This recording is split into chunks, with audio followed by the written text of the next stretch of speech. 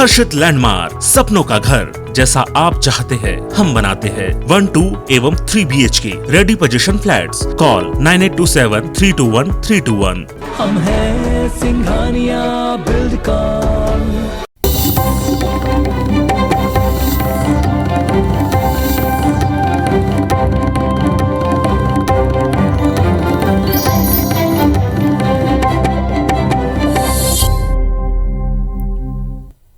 नमस्कार, स्वागत है आप सबका। मैं हूं पुनीत पाठक और आप देख रहे हैं मध्य प्रदेश से जुड़ा हमारा खास बुलेटिन। मध्य प्रदेश की दिन भर की बड़ी खबरें विस्तार से जानेंगे। प्रदेश में चिकित्सा शिक्षा अब हिंदी में पढ़ाई जाएगी।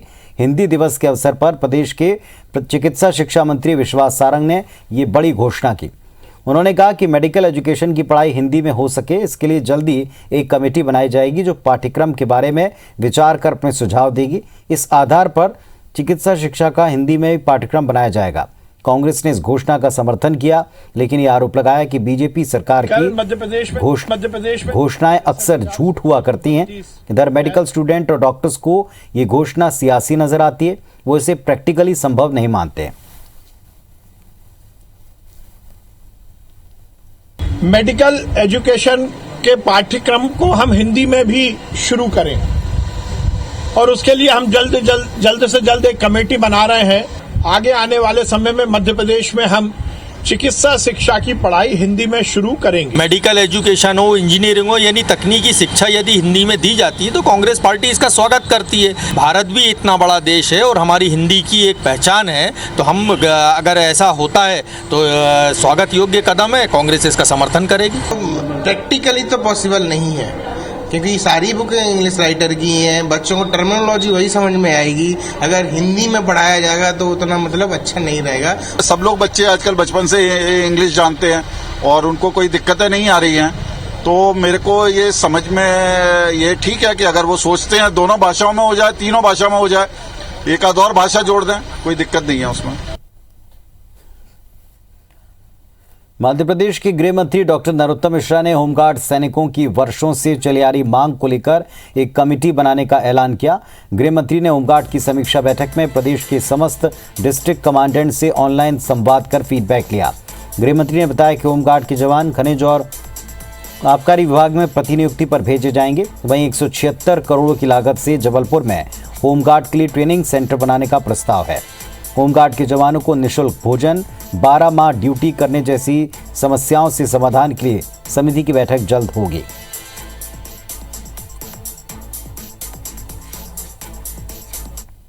हमने माननीय गृह मंत्री जी ने हमारे मुख्यालय का भ्रमण किया था और उन्होंने हमारे जो बाढ़ राहत कार्य थे, आपदा प्रबंधन के, उनकी समीक्षा की। एक समसामयिक जो है और तात्कालिक कठिनाइयां हैं उन सबको ध्यान में रख के आज एक समिति बनाने का तय किया और बहुत जल्दी उसकी बैठक होगी और आने वाले त्योहार ठीक तरह से हो उसके लिए निर्देश दिए गए। मध्य प्रदेश बीजेपी में लगातार भारतीय जनता पार्टी के कई विधायकों और नेताओं की अनुशासनहीनता के मामले सामने आए, लेकिन अनुशासन समिति के सक्रिय न होने से सुनवाई हो नहीं पा रही। कई मामलों में पार्टी के विधायक सत्ता संगठन पर सवाल उठा रहे हैं। सीनियर विधायक अजय बिश्नोई, मैहर से बीजेपी विधायक नारायण त्रिपाठी, विधायक राकेश गिरी कई दफा सत्ता और संगठन के लिए मुश्किलें खड़ी कर चुके हैं। वहीं विधायक राकेश गिरी और स्थानीय सांसद और वर्तमान में केंद्रीय मंत्री का एक बैठक में विवाद पार्टी की किरकिरी कर चुका है। हाल में विधायक रामलाल रौतेल अपने क्षेत्र में धरने पर बैठ गए। उपचुनाव में पूर्व मंत्री गौरीशंकर शेजवार और जयंत मलैया जैसे नेताओं पर पार्टी प्रत्याशी के खिलाफ काम करने के आरोप लगे। इनकी शिकायतें बीजेपी दफ्तर तक पहुंची भी, लेकिन अनुशासन समिति न होने से उन पर एक्शन हो नहीं पाया। कांग्रेस ने बीजेपी की इस स्थिति पर निशाना साधा, जबकि बीजेपी बचाव की मुद्रा में है। अनुशासन कार्रवाई का मामला हो या तमाम प्रकार के और इससे जुड़े मामले हों, ये सीधे और सीधे माननीय प्रदेश अध्यक्ष जी के अधिकार क्षेत्र के विषय होते हैं। मध्य प्रदेश के पूर्व मुख्यमंत्री कमलनाथ ने आरोप लगाया कि प्रदेश में कोरोना से मृतकों के परिजनों को अब तक सरकार की तरफ से दी जाने वाली 1 लाख रुपए की अनुग्रह राशि नहीं मिली। उन्होंने सरकार को कोरोना महामारी के प्रबंधन में फेल बताया। कमलनाथ ने कहा कि पहली और दूसरी लहर में कोरोना की जांच और इलाज के प्रबंध नहीं हुए, लोग इलाज के लिए भटकते रहे, जरूरी दवाओं, इंजेक्शन, बेड, ऑक्सीजन की व्यवस्था नहीं थी। सरकार के कुप्रबंधन के कारण हजारों की जान गई। कमलनाथ ने सुप्रीम कोर्ट के आदेश का हवाला देते हुए कहा कि कोरोना से मृतकों के परिजनों को सहायता राशि दी जाए, लेकिन अब तक योजना का स्वरूप नहीं बन पाया। जबकि राजस्व पुस्तक परिपत्र में आपदा से असामयिक मृत्यु होने पर 4 लाख की सहायता राशि दिए जाने का प्रावधान है। सरकार को सिर्फ ये परिवर्तन करना है कि कोरोना से मृत्यु को आपदा माना जाएगा।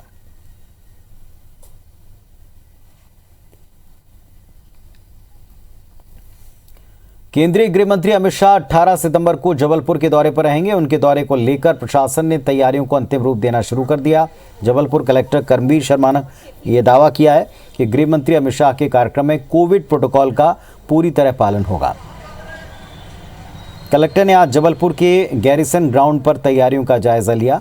18 सितंबर को गोंडवाना के क्रांतिकारी राजा शंकर शाह रघुनाथ शाह का बलिदान दिवस है और इस दौरान केंद्रीय गृह मंत्री जनजातीय नायकों का सम्मान करेंगे। वहीं उज्ज्वला योजना और आत्मनिर्भर मध्य प्रदेश के शासकीय कार्यक्रम में शिरकत भी करेंगे। बीजेपी के बूथ अध्यक्षों के सम्मेलन को संबोधित करेंगे। हालांकि शाह का मिनट टू मिनट प्रोग्राम अभी आना बाकी है। बताया जा रहा है कि शाह जबलपुर में मां नर्मदा की महाआरती में शामिल भी हो सकते हैं। तैयारियां चल रही है। विभिन्न विभाग के अधिकारी कर्मचारीगण जो हैं वो अपने अपने दायित्व का निर्वहन करते हैं। पूरा कोरोना गाइडलाइन का पालन किया जाएगा। डिस्टेंसिंग जो 5 फीट 6 फीट की जो डिस्टेंसिंग है उसका पूरा विधिवत पालन कराने के लिए विशेष प्रयास किया। भारत के रक्षा प्रमुख CDS यानी chief of defence stall general Bipin Rawat आज दतिया पहुंचे। उन्होंने प्रसिद्ध तांत्रिक शक्तिपीठ मां पीतांबरा माई के दर्शन किए। भगवान वनखंडेश्वर महादेव का अभिषेक किया। हालांकि जनरल रावत की पूजा और दर्शन कार्यक्रम के दौरान मीडिया को पूरी तरह से प्रतिबंधित किया गया था। यह कार्यक्रम पूरी तरह गोपनीय था। जनरल बिपिन रावत ने करीब 6 से 7 घंटे मंदिर में रहकर अनुष्ठान किया, हवन पूजन किया।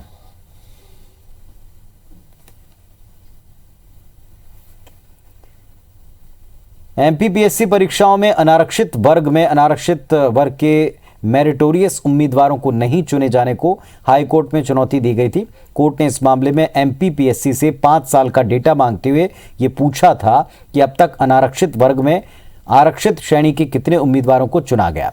इस पर आज की सुनवाई में MPPSC ये डेटा पेश नहीं कर पाई। ये जरूर कहा कि राज्य सरकार इस विवादित नियम पर जल्द कोई सकारात्मक फैसला लेने वाली।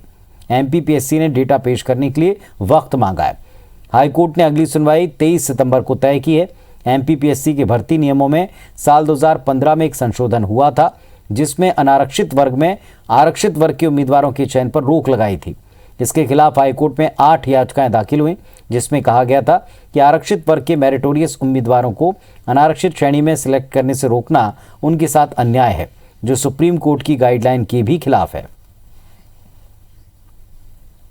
माननीय न्यायालय में एक वर्जन दिया गया है कि गवर्नमेंट स्तर पर इन नियमों को लेकर सकारात्मक कार्रवाई की जा रही है और GAD से इंस्ट्रक्शन भी प्राप्त हो चुके हैं।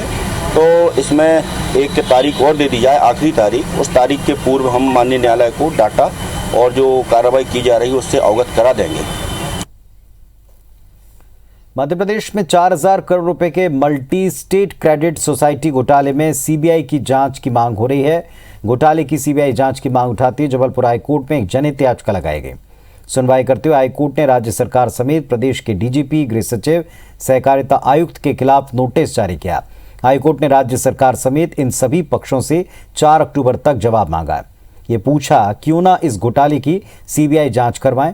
हाईकोर्ट में याचिका भोपाल के सौरभ गुप्ता ने लगाई है, जिसमें कहा है कि भोपाल में Vivekananda multi state credit cooperative society ने हजारों लोगों को कम समय में रकम दोगुनी करने का लालच देकर उन्हें ठगा था।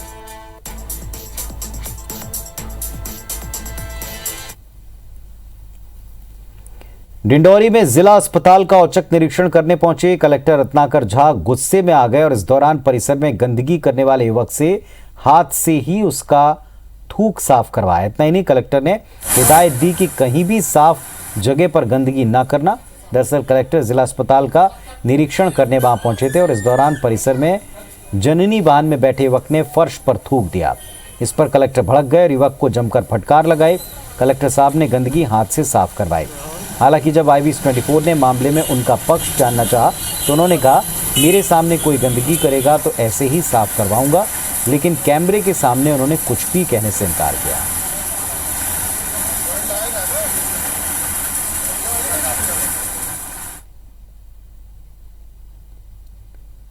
खंडवा के मानधाता थाने में चोरी के आरोपी की संदिग्ध मौत के मामले में खुद गृह मंत्री ने संज्ञान लिया। उन्होंने तत्काल प्रभाव से मानधाता थाना प्रभारी गणपत कनेल, ASI मायाराम समेत 2 आरक्षकों को निलंबित करने के आदेश दिए। दरअसल मानधाता पुलिस मोटरसाइकिल चोरी के आरोप में किशन और उसके साथियों को थाने लाई थी। पुलिस ने किशन से चोरी की बाइक बरामद कर ली, लेकिन मंगलवार सुबह पुलिस कस्टडी में उसकी मौत की खबर आई। गृह मंत्री नरोत्तम मिश्रा ने बाकायदा ट्वीट कर कहा था कि आरोपी को सांस की बीमारी थी। प्रदेश का ये कोई पहला मामला नहीं है। इसके पहले खरगोन के बिस्टान थाने में युवक की पुलिस कस्टडी में मौत हो चुकी है।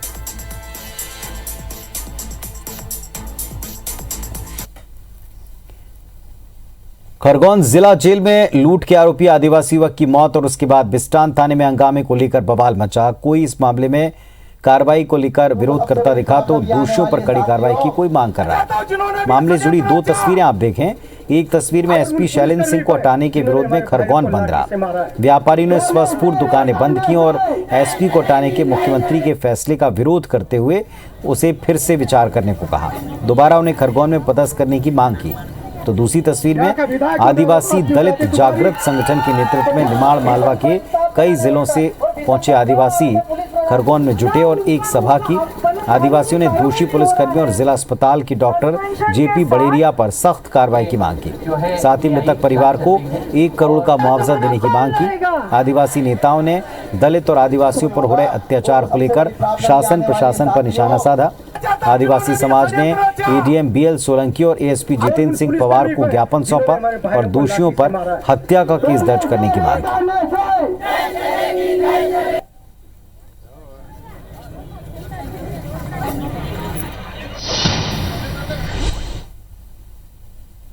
ऐसा सही आदमी सही SP साहब को खरगोन में रहना चाहिए।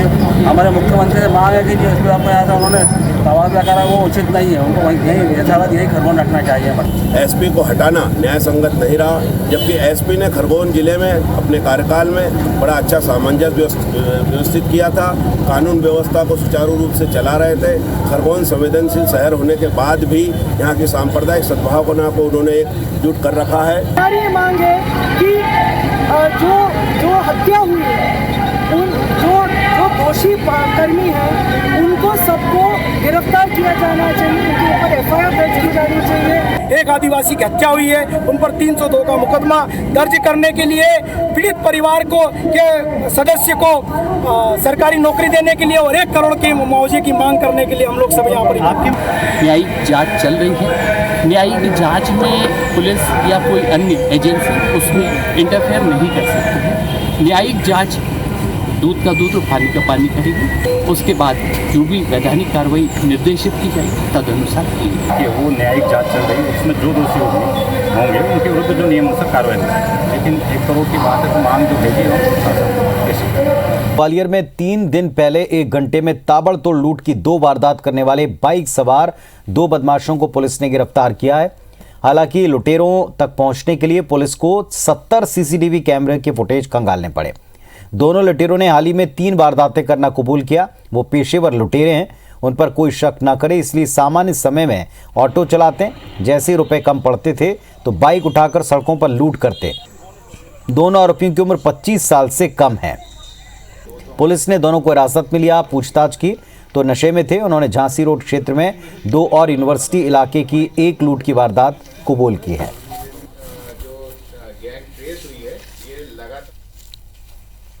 मांडरे की माता चौराहे पे एक चेन स्नैचिंग हुई थी और कुछ ही देर बाद दूसरी चेन स्नैचिंग हुई थी और इसमें 2 आरोपी पकड़े गए हैं और इसको खुलासा करने के लिए जो इन्होंने टैक्टिस की, पूरे CCTV इन्होंने देखे और इसमें पूरी टीम को 10,000 रुपए का कैश रिवॉर्ड मेरे द्वारा दिया गया।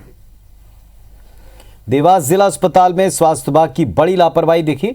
2 दिन से अस्पताल में भर्ती गर्भवती महिला को वापस लौटाने पर रोड पर ही महिला की डिलीवरी हो गई। इतना ही नहीं, एम्बुलेंस न मिलने पर पति ने जच्चा बच्चा को ठेले पर लिटाकर घर पहुंचाया। त्रिलोक नगर में रोड पर महिलाओं, आंगनबाड़ी कार्यकर्ता और दाई ने महिला की डिलीवरी कराई। फिलहाल बच्चा और जच्चा दोनों स्वस्थ हैं। मामले में सीएमएचओ ने जांच की बात कही। शहर के शिवनगर की रहने वाली पीपाबाई डिलीवरी कराने अस्पताल गईं, जहां नर्सों ने कहा कि अभी वक्त है, इसके बाद उसे घर ले जाने के लिए कहा।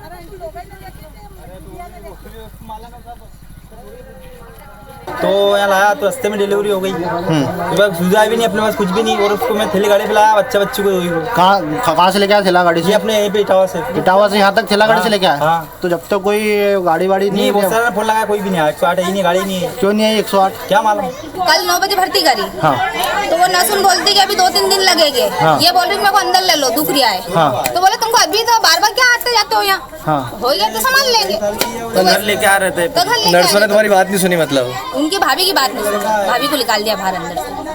नहीं, वही जानकारी के लिए मैंने उनको निर्देश दिए हैं कि उस टाइम पर किस सिस्टर की ड्यूटी थी, किस डॉक्टर की ड्यूटी थी, और उसमें क्या नोट्स डाले गए हैं, डॉक्टर ने कब कब देखा गया है। इस तरह की जांच के लिए मैंने उनको निर्देश दिए हैं। जैसे में प्रकरण संज्ञान में आएगा तो निश्चित जिसकी लापरवाही होगी उसके विरुद्ध कार्रवाई की जाएगी। ग्वालियर में सोशल मीडिया पर एक वीडियो वायरल हो रहा है, जिसमें कुछ लोग महिला को पेड़ से बांधकर मारपीट कर धमकी देते नजर आए। धमका रहे हैं। वीडियो डबरा थाना के चैतूपाड़ा गांव का बताया गया। पीड़ित महिला ने खुद परिवार के साथ पुलिस अधीक्षक से इस मामले में न्याय मांगा है।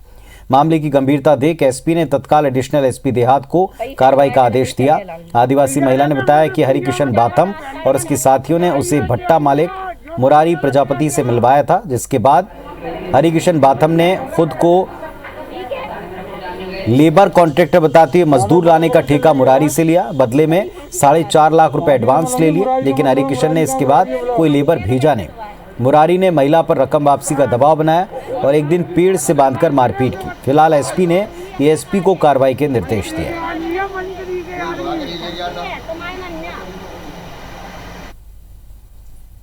ठेकेदारों से पैसे तो आए हरी बातम को 4.5 लाख रुपए, तो ना लेबर ले आओ ना उस पैसे दे रहा, उल्टी रखो डाल मारपीट करी बांध के और धमकी दे रहे।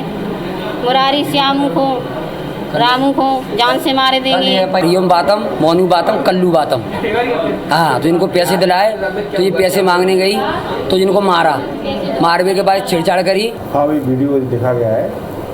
ये शिकायत जो है डबरा थाना प्रभारी को प्रेषित की हुई है, इसकी जांच की जा रही है, जो भी कार्रवाई हुई की जाएगी। ग्वालियर मेडिकल कॉलेज में एनाटॉमी विभाग को कोरोना की पहली लहर के बाद एक भी डेड बॉडी नहीं मिल पाई।